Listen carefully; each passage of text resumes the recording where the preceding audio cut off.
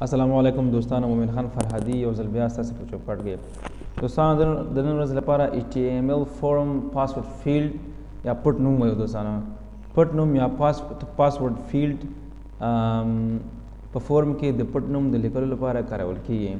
د دې استعمال سره د دې استعمال دا دوستانو چې کله فرض مثال موږ اکثره دا ځایونه کې لیدلي چې کله کوم دوست یا آشنا خپل پاسورډ ټایپ کوي څنګه ته کوم بل ملګری ناست وي یا چې د سکیورټي کیمرې لګېدلې وي، نو دې لپاره چې دغه پاسورډ څوک ونه ګوري په خپل هغه اصلي تورو کې رانه شي، نو په HTML ایډیټر کې د پاسورډ فیلډ څخه استفاده شوې چې څوک بل څوک دغه پاسورډ را پیدا نه کړي یا بل څنګ ته ملګری چې کله تاسو پاسورډ لیکئ په هغې باندې پوه نه شي. دا د دې د استعمال طریقه دوستانو. راځئ سټرکچر یې څنګه دی. انپوټ ټایپ مساوي کېږي د پاسورډ سره. دغه ټول پخواني درسونه یې دوستانو پاسورډ یعنې تاسو چې کوم سیز کمپیوټر ته یو پاڼه داخلوي هغې نوعیت څه رقم دی؟ پاسورډ دی یا پټ نوم دی. د ورکړي ضمیمي نوعیت ښایي چې د پټ نوم په بکس باندې دلالت کوي. دوستانو راځئ همدغه په عمل ډول ګورو. دوستانو دا زموږ ایډیټر دی او زه اول به یو لیبل جوړ کړو.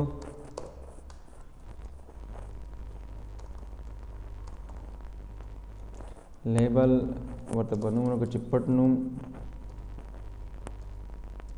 نوم مو ولیکئ فرض مثال. بېرته به زه دغه لیبل پای ته ورسوم،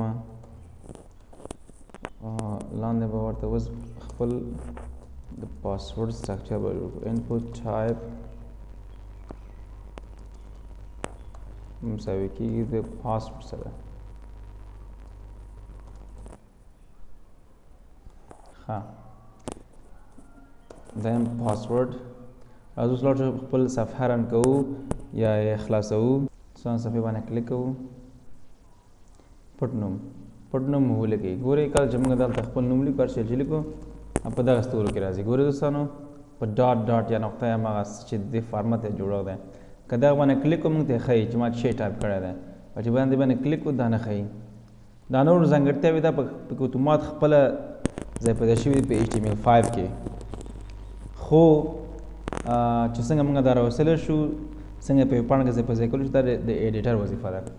بېرته ځو خپل ایډیټر ته. یو بل څه هم تاسو ته ښیم دوستانو، پلیس هولډر مساوي کېږي د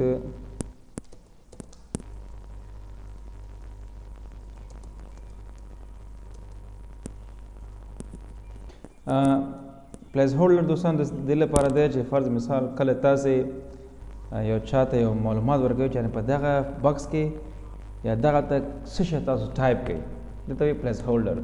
زه بېرته هماغه صفحه دوباره ریفریش کوم. وموږ دوستانو پټ نوم مو دلته ولیکئ.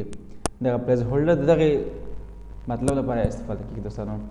دوستانو دا و زموږ نن ورځې درس پاسورډ فیلډ او د هغې تر څنګ پلیس هولډر. د بیا ځل لپاره تاسو په خیر تلاس سپارم. السلام علیکم.